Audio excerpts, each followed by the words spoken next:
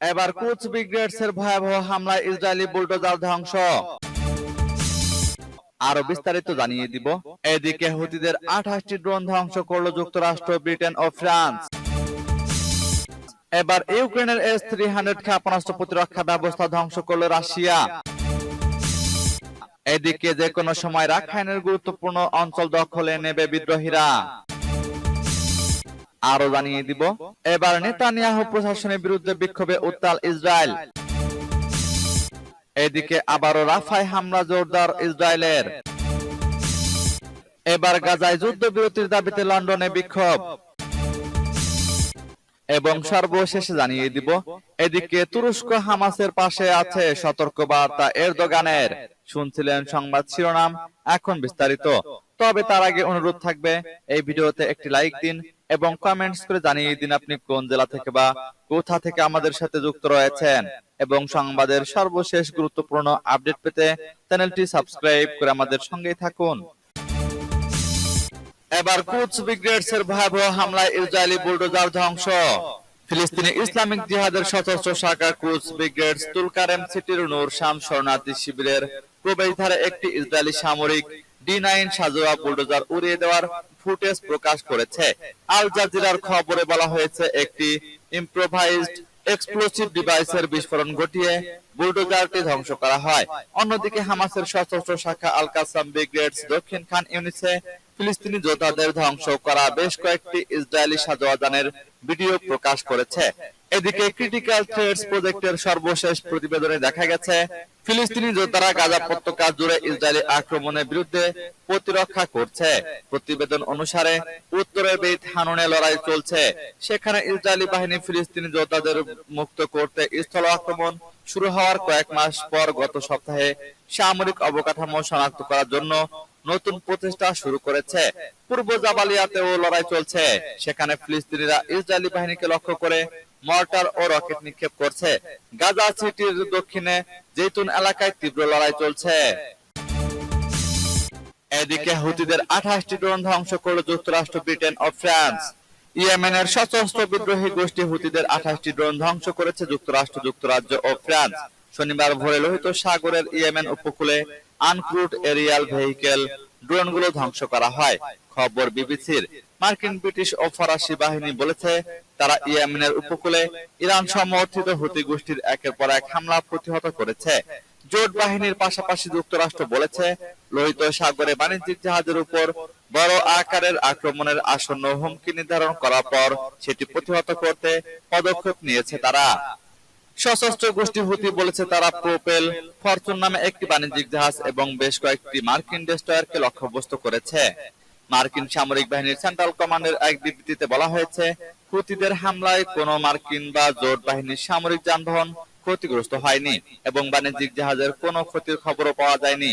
মূলত গাজায় ইসরায়েলের আগ্রাসনের জেরে হুতিরা গত প্রায় 5 মাস ধরে লোহিত সাগরে ইসরায়েল ও পশ্চিমা দেশগুলোর সঙ্গে যুক্ত জাহাজগুলোতে হামলা করছে।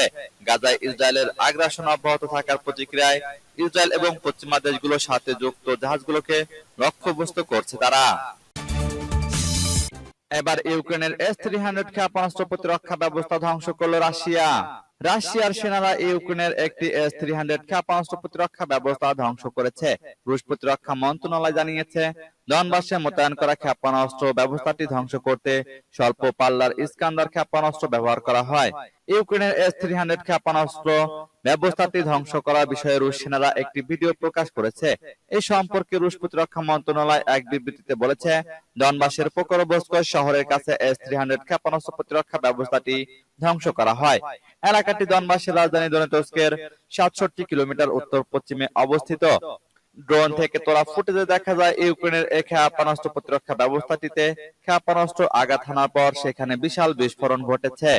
S-300 ক্ষেপণাস্ত্র ব্যবস্থা হচ্ছে সোভিয়েত আমলে তৈরি একটি ব্যবস্থা, যা 1970 সালের দিক থেকে সাবেক সোভিয়েত রাশিয়া ও বর্তমানের ইউক্রেন ব্যবহার করে আসছে। বিমান ও ক্ষেপণাস্ত্র প্রতিরক্ষা ব্যবস্থা হিসেবে ইউক্রেনের কাছে শুধুমাত্র S-300 রয়েছে, তবে রাশিয়ার কাছে এর চেয়ে উন্নত ও আধুনিক ব্যবস্থা S-400 রয়েছে। এই S-400 ক্ষেপণাস্ত্র ব্যবস্থা নিয়ে আমেরিকা সহ পশ্চিমা দুনিয়া ব্যাপকভাবে চিন্তিত। সূত্র পার্স টুডে।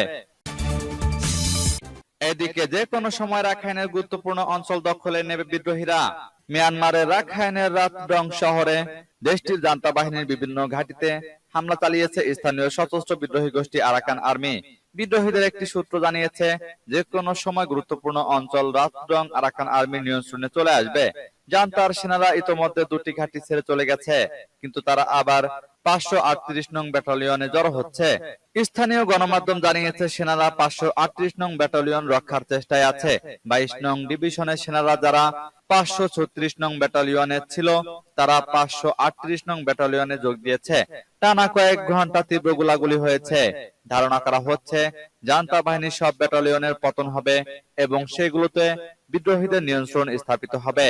গত 14 জানুয়ারি ইএসও চং ট্যাকটিক্যাল অপারেশন কমান্ডো ঘাঁটি ছেড়ে চলে যায় জান্তা সেনারা। পরের দিন ওই ঘাঁটির কমান্ডার সহ 100 জন সেনা আত্মসমর্পণ করেন। রাখাইন থেকে জান্তা বাহিনীকে পুরোপুরি হটিয়ে দেওয়ার ঘোষণা দিয়েছে রাখাইন আর্মি। আর যতক্ষণ পর্যন্ত সেনারা চলে না যাচ্ছে ততক্ষণ হামলা অব্যাহত থাকবে বলে জানিয়েছে তারা। জান্তা বাহিনীকে ইতোমধ্যে আত্মসমর্পণ করার নির্দেশ দিয়েছে আরাকান আর্মি। তারা জানিয়েছে যেসব সেনা এখন আত্মসমর্পণ করবেন তাদের ক্ষমা করে দেওয়া হবে। সূত্র নারিনজারা নিউজ। এবার নেতানিয়াহু প্রশাসনের বিরুদ্ধে বিক্ষোভে উত্তাল ইসরায়েল। নেতানিয়াহু প্রশাসনের বিরুদ্ধে বিক্ষোভে উত্তাল ইসরায়েল। শনিবার তেল আবিবে পুলিশের সাথে ব্যাপক সংঘর্ষ হয় আন্দোলনকারীদের। এক প্রতিবেদনে দেশটির সংবাদ মাধ্যম টাইমস অফ ইসরায়েল এ তথ্য জানায়। প্রতিবেদনে বলা হয় রাজধানী তেল আবিব ছাড়াও বিভিন্ন শহরে রাস্তায় নামে হাজার হাজার মানুষ। জিম্মি মুক্তিতে প্রশাসনের ব্যর্থতার তীব্র সমালোচনা করেন তারা। সড়ক অবরোধ করে চলে কর্মসূচি। প্রধানমন্ত্রী বেনিয়ামিন নেতানিয়াহুর পদত্যাগ ও নতুন সরকারের দাবিও জানায় বিক্ষোভকারীরা। এদিন ব্যাপক সহিংসতা হয় রাজধানী তেল আবিবে। বিক্ষোভকারীদের ছত্রভঙ্গে জলকামান ব্যবহার করে পুলিশ। এ সময় লাঠিচার্জও করে পুলিশ। আন্দোলনকারীদের সাথে ব্যাপক ধস্তাধস্তিও হয় নিরাপত্তা বাহিনীর। চলে ধরপাকড়ও। স্থানীয় গণমাধ্যম জানায় সংঘর্ষের জেরে অন্তত 16 জন বিক্ষোভকারীকে আটক করা হয়েছে। হামাসের হাতে জিম্মি ইসরায়েলিদের মুক্তি ইস্যুতে গেল 5 মাস ধরেই বেনিয়ামিন নেতানিয়াহুর উপর ক্ষুব্ধ জনগণ। এদিকে আবারও রাফায় হামলা জোরদার ইসরায়েলের। মিশর সীমান্তের কাছে গাজা রাফা এলাকার একটি 12 তলা আবাসিক ভবনে হামলা চালিয়েছে ইসরায়েল। এটি রাফার অন্যতম উঁচু ভবন। গত শুক্রবার রাতে এই হামলার ঘটনা ঘটে। এখানে 300 জনের মতো বাসিন্দা ছিলেন, তবে হামলায় হতাহতের কোনো খবর পাওয়া যায়নি। রাফায় হামলা চালানোর বিষয়ে বেশ কিছুদিন ধরেই হুমকি দিয়ে আসছিল ইসরায়েল। ইসরায়েলি বাহিনীর হামলায় তছনছ হওয়া গাজার 10 লাখের বেশি মানুষের শেষ আশ্রয়স্থল এই রাফা এলাকা। শুক্রবারের এই হামলার মধ্যে রাফায় হামলা জোরদার শুরু করলো ইসরায়েল। ভবনটির বাসিন্দারা বলেন মিশর সীমান্ত থেকে 500 মিটার ভেতরের ভবনটির অবস্থান। ইসরায়েলের বোমা হামলায় ভবনটি ক্ষতিগ্রস্ত হয়েছে। অনেক পরিবার গৃহহীন হয়েছে। তবে হামলার বিষয়ে ইসরায়েলি বাহিনী কোনো মন্তব্য করেনি। ভবনটির বাসিন্দাদের একজন বলেন রাতে ভবনে হামলার আগে তাদের আধা ঘন্টা সময় দেওয়া হয়, দ্রুত পালাতে বলা হয়। মোহাম্মদ আল নাবরিস নামের ওই ব্যক্তি বলেন মানুষ হকচকিয়ে যান, দ্রুত সিঁড়ি বেয়ে নামতে থাকেন। কেউ কেউ পড়ে যান, হট্টগোল সৃষ্টি হয়। সিঁড়ি থেকে আতঙ্কে পড়ে গেছেন তার বন্ধুর অন্তঃসত্ত্বা স্ত্রী। ফিলিস্তিন কর্তৃপক্ষের রাফা ভিত্তিক একজন কর্মকর্তা বলেন রাফা টাওয়ারে হামলার বিষয়টি আসন্ন ইসরায়েলি আগ্রাসনের ইঙ্গিত বলে মনে করছেন তিনি। এবার গাজায় যুদ্ধবিরতির দাবিতে লন্ডনে বিক্ষোভ। গাজায় যুদ্ধবিরতির আহ্বান জানাতে মধ্য লন্ডনে বিক্ষোভ মিছিল করেছেন হাজার হাজার মানুষ। শনিবার বিক্ষোভ মিছিলটি হাইড পার্ক কর্নার থেকে 9 এলমসের মার্কিন দূতাবাস পর্যন্ত চলে। খবর বিবিসির। গত 7 অক্টোবর ইসরায়েল গাজায় আক্রমণের পর লন্ডনে প্যালেস্টাইন সলিডারিটি ক্যাম্পেইন আয়োজিত 10ম বিক্ষোভ মিছিল ছিল এটি। মিছিলের সামনে গায়িকা শার্লট চার্চকে দেখা গেছে। নিরীহ ফিলিস্তিনিদের প্রতি সংহতি জানাতে বিক্ষোভে অংশ নিয়েছেন বলে জানিয়েছেন তিনি। এছাড়া মিছিলে ছিলেন সাবেক লেবার নেতা জেরেমি করবিন। মিছিলে আপত্তিকর স্লোগান ও আক্রমণাত্মক প্লেকার্ড বহন করায় 4 জনকে আটক করা হয়েছে। একজনকে আটক করা হয়েছে পুলিশের উপর হামলা চালানোর জন্য। এছাড়া শনিবারের বিক্ষোভে তেমন কোনো বিশৃঙ্খলা ঘটেনি। চলতি সপ্তাহে সরকারের উগ্রপন্থা বিরোধী কমিশনার মন্তব্য করেন লন্ডন শহরটি ছুটির দিনেও ইহুদিদের জন্য বিপজ্জনক জায়গা হয়ে উঠেছে। ইহুদিরা বাইরে বের হতে ভয় পাচ্ছেন। তার এই মন্তব্যকে অসম্মানজনক উল্লেখ করে শনিবারের বিক্ষোভটি ডাকা হয়। গত 7 অক্টোবর হামাসের হামলা জবাব দিতে গাজায় পাল্টা অভিযান শুরু করে ইসরায়েলি সেনাবাহিনী। হামলায় নারী ও শিশু সহ অন্তত 30,800 ফিলিস্তিনি নিহত হয়েছেন। আর ইসরায়েলে নিহত হয়েছেন কমপক্ষে 1139 জন। এদিকে তুরস্ক হামাসের পাশে আছে সতর্কবার্তা এরদোগানের। ফিলিস্তিনের স্বাধীনতাকামী সংগঠন হামাসকে দৃঢ়ভাবে সমর্থন দেওয়ার কথা প্রকাশ্যে জানিয়েছেন তুরস্কের প্রেসিডেন্ট রিসেপ তাইয়েপ এরদোগান। শনিবার তিনি ইস্তাম্বুলে এক ভাষণে দ্ব্যর্থহীনভাবে এ সমর্থনের কথা প্রকাশ করেন।